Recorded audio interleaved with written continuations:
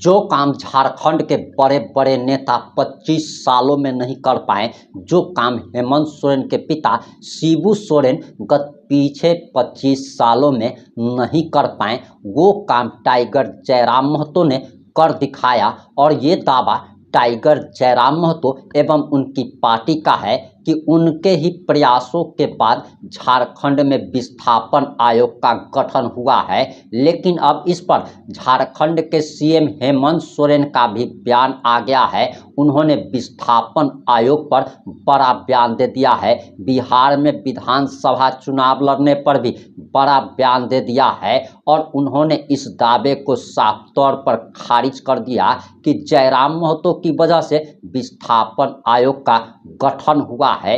यानी कि हेमंत सोरेन ने अपने आप को झारखंड का सबसे बड़ा नेता प्रस्तुत कर दिया है। नमस्कार, मैं प्रिंस कुमार सिंह और आप देख रहे हैं पॉजिटिव टॉक्स। अगर अभी तक आपने चैनल को सब्सक्राइब नहीं किया है तो खबरों से अपडेट रहने के लिए कृपया चैनल को सब्सक्राइब कर लीजिए और जो लोग ऑलरेडी कर चुके हैं उन तमाम लोगों को सहृदय धन्यवाद। अब वापस आते हैं अपनी खबर पर और जरा आप उनका ये बयान सुनिए।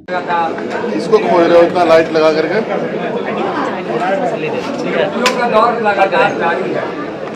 जो वादा आपने किया था पिछले चुनाव में पूरा कर रहे हैं और क्या आगे और लोगों को नियुक्ति देना है?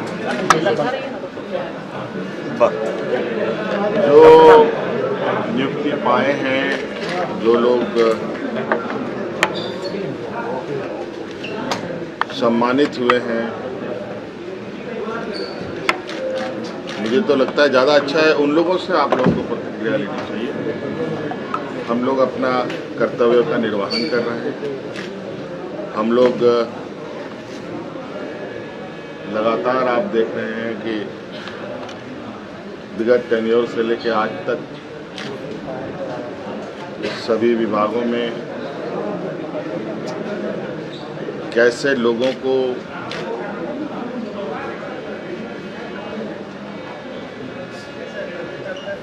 अपना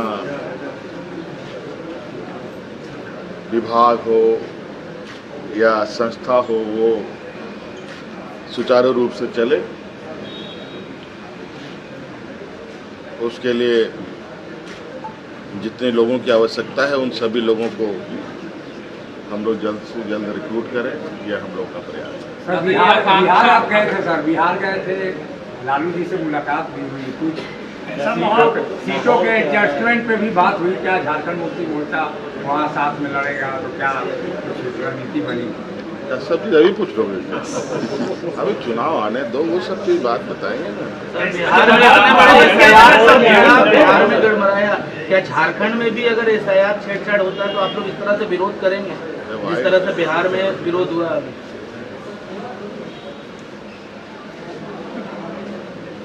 जब आएगा तब करेंगे ना, अभी जैसे भविष्यवाणी करना ठीक नहीं ना है। अगर नहीं आया तो फिर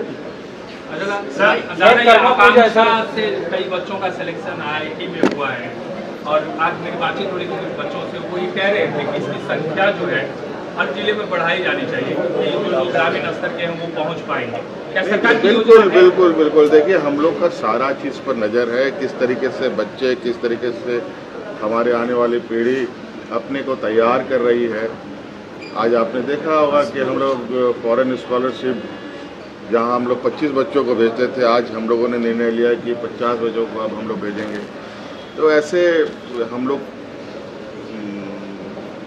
चीज़ों को देखते हुए ही आगे निर्णय लेते हैं। अब जैसे जैसे चीज़ें सामने आएंगी वैसे वैसे सरकार निर्णय लेगी। सर बॉम्बे में गेस्ट हाउस बन रहा है प्रस्ताव, बहुत सारे आकाश में पारित हुए हैं, सिर्फ ललित कला ही नहीं। सीएम सर बॉम्बे में गेस्ट हाउस बन रहा है, प्रस्ताव भी आया है, क्या कहेंगे इस पर? बहुत बड़ा चीज नहीं, ये सिर्फ बॉम्बे की बात नहीं है। जहाँ जहाँ हमारे लोग का विचरण है, अधिक से अधिक लोग झारखंड के जाते हैं, उन सब जगहों पर हम लोगों ने वहाँ की सरकारों से निवेदन किया है कि हमें वहाँ पर झारखंड भवन बनाने दिया जाए। तो सिर्फ वहाँ ही नहीं बल्कि मुझे लगता है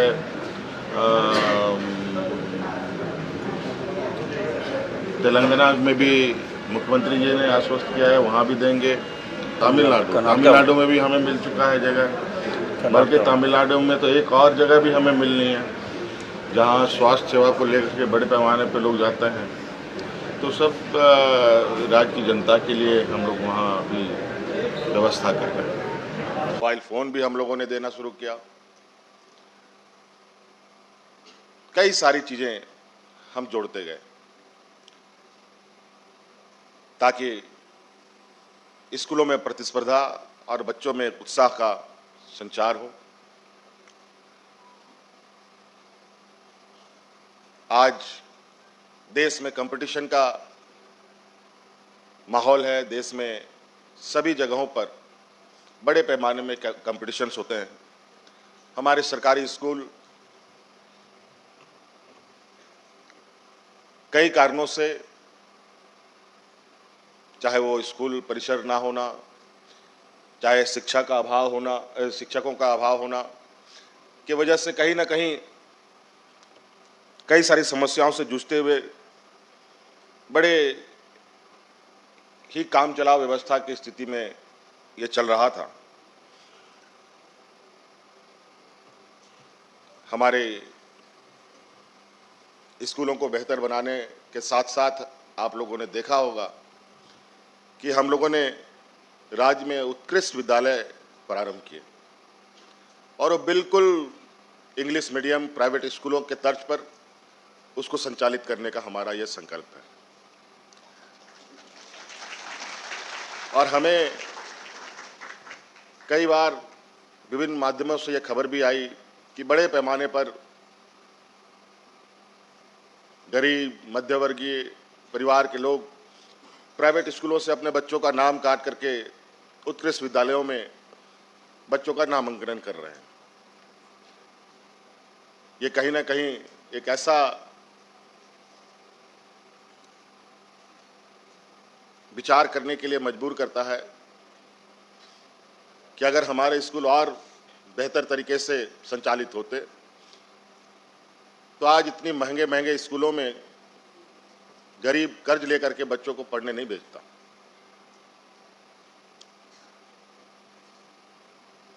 और आप देखेंगे कि आने वाला समय में हम लोग इस शिक्षा के क्षेत्र को अलग अलग तरीके से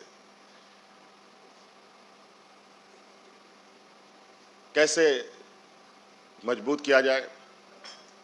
अभी आप सब लोगों को मालूम होगा, शिक्षा के क्षेत्र से जुड़े हुए लोग, अभी मैं घर से चला तो मैंने सोचा कि एक कड़ी क्यों और ना जोड़ा जाए। आपको पता है हमारे राज्य में एक बहुत ही प्रतिष्ठित और नामी स्कूल है जिसको नेतरहाट विद्यालय कहते हैं, जहां देश दुनिया के अंदर सबसे अधिक IAS IPS हमारे इसी विद्यालयों से निकले। और उसी तर्ज पर नेतरहाट का ही एक्सटेंशन इस राज्य में लगभग 4 या 5 खुलने, 3 खुलने, लगभग सभी जगह का भी चिन्हितीकरण हो चुका है। और मुझे याद है कि जब हम विपक्ष में थे तो राज के दौरे में मैं नेतरहाट रात्रि विश्राम में था। सुबह सुबह मैं नेतरहाट विद्यालय गया, वहाँ के प्रिंसिपल से मिला।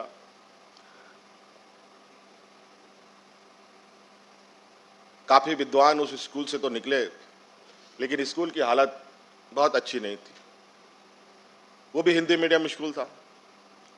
फिर हमने प्रिंसिपल से कहा कि क्यों नहीं इसको आप इंग्लिश मीडियम में तब्दील करें।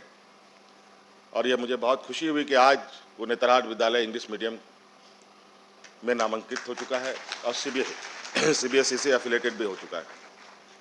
और हमने ये कहा है कि वो सिर्फ लड़कों का विद्यालय है। और अब हमने ये तय करने का भी चलते चलते मुझे लगता है आधा एक घंटा जो मुझे घर से यहाँ आने में लगा होगा, मैंने सोचा कि वो अब सिर्फ बॉयज़ का नहीं, वो गर्ल्सों का भी स्कूल होगा, कोएड स्कूल के रूप में वो संचालित हो। आज हमारे छात्र छात्राओं में कोई फर्क नहीं होना चाहिए। और आपको आगे बढ़ने के लिए अलग अलग तरीके से, आपको मालूम होगा देश का ये पहला राज्य है जहां हायर एजुकेशन के लिए हम लोग इस राज्य के गरीब गुरबा आदिवासी दलित पिछड़ा अल्पसंख्यक बच्चों को फॉरेन स्कॉलरशिप देते हैं। लगभग करोड़ों रुपए का खर्च हमें आता है उसमें, सिर्फ मोटिवेशन के लिए कि आप लोग एक कदम चलेंगे तो 10 कदम हम आपको आगे लेकर चलने का आपको वादा करते हैं। आज हम लोगों ने स्कूल से शिक्षा ग्रहण करने के बाद जब हमारे बच्चे कॉलेजों में एडमिशन लेते हैं, कोई इंजीनियर बनने की चाहत रखता है, कोई डॉक्टर बनने की चाहत रखता है, कोई पत्रकार बनने की चाहत रखता है, कोई वकील बनने की चाहत रखता है। आज के दिन में हायर एजुकेशन की जो खर्चे हैं कितने महंगे हो चुके हैं वो आप सब लोगों को मालूम है। हम लोगों ने और हमारे राज्य में जो यहाँ के लोगों का जो आर्थिक स्थिति है वो किसी से छुपी नहीं है।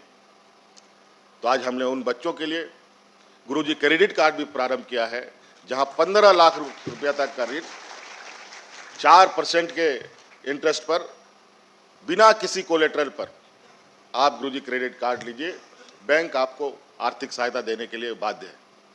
और वो भी पैसा आपको लौटाने तब है जब आपकी पढ़ाई पूरी होगी, आपको नौकरी लगेगा, तब आप धीरे धीरे उनको पैसा वापस। तो कई ऐसी चीजें हैं। आज हम लोगों ने पहली बार छात्रवृत्ति भी अपने स्कूलों में बढ़ाया है। कितना बढ़ाया पता नहीं, कितना बढ़ाया?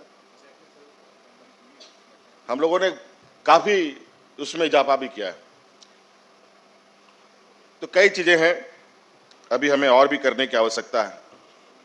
इसलिए आज तो मैं अभी पूछा, मुझे भी मेरे दिमाग से उतर गया था कि आज बच्चों को जो सम्मान राशि देने की बात थी वो हमारा पहला ही ये था कि जैसे बच्चे स्कूल से पास आउट हों, पैसे के अभाव में उनका एडमिशन ना रुके, इसलिए फर्स्ट सेकंड थर्ड को सम्मान राशि तुरंत उपलब्ध कराने का। मैंने कहा कि आज इतना विलंब क्यों हुआ।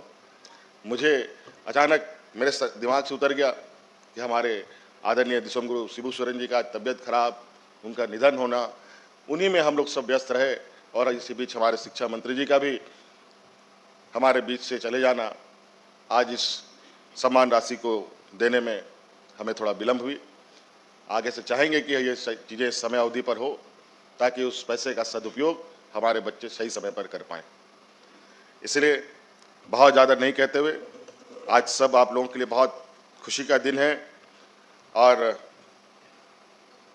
कई सारे स्कूलों को सम्मानित करने का भी एक नए तरीके से हम लोग प्रोत्साहित करने का हम लोगों ने कार्यक्रम बना रखा है।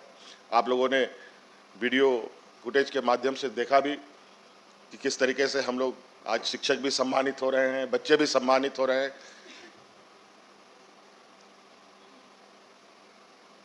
तो हम चाहेंगे कि जितने भी आप सभी लोग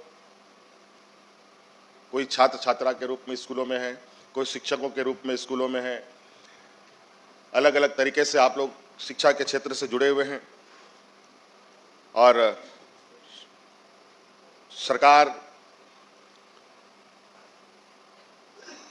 का उद्देश्य राज्य को आगे बढ़ाने का है, राज्य के हर क्षेत्र को आगे बढ़ाने का है। और इस राज्य को आगे बढ़ाने में सिर्फ मुख्यमंत्री ही जिम्मेवार नहीं है, सिर्फ मंत्रिपरिषद ही जिम्मेवार नहीं है, सिर्फ पदाधिकारी ही जिम्मेवार नहीं है, सिर्फ शिक्षक ही जिम्मेवार नहीं है, सिर्फ छात्र ही जिम्मेवार नहीं है, बल्कि पूरे राज्य के लोग जिम्मेवार होते हैं। इसलिए जो जहाँ जहाँ है सब लोग मिलकर आगे बढ़ें तो निश्चित रूप से राज्य का सर्वांगीण विकास संभव है। और मुझे पूरा उम्मीद है कि शिक्षा के क्षेत्र में हम सब मिलकर इस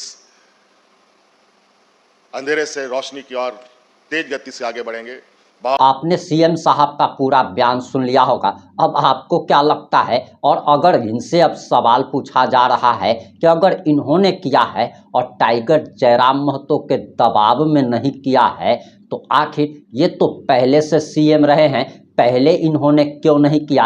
इनके पिता सीएम रह चुके हैं, इनके पिता ने क्यों नहीं किया? और ये जब सवाल पूछा जा रहा है तो झारखंड मुक्ति मोर्चा यानी कि तीर धनुष पार्टी के नेता कुछ बोलने को तैयार नहीं हैं। अब आपकी क्या प्रतिक्रिया है? अपनी प्रतिक्रिया जरूर दीजिएगा। जुड़े रहे हमारे साथ। जय हिंद, जय भारत।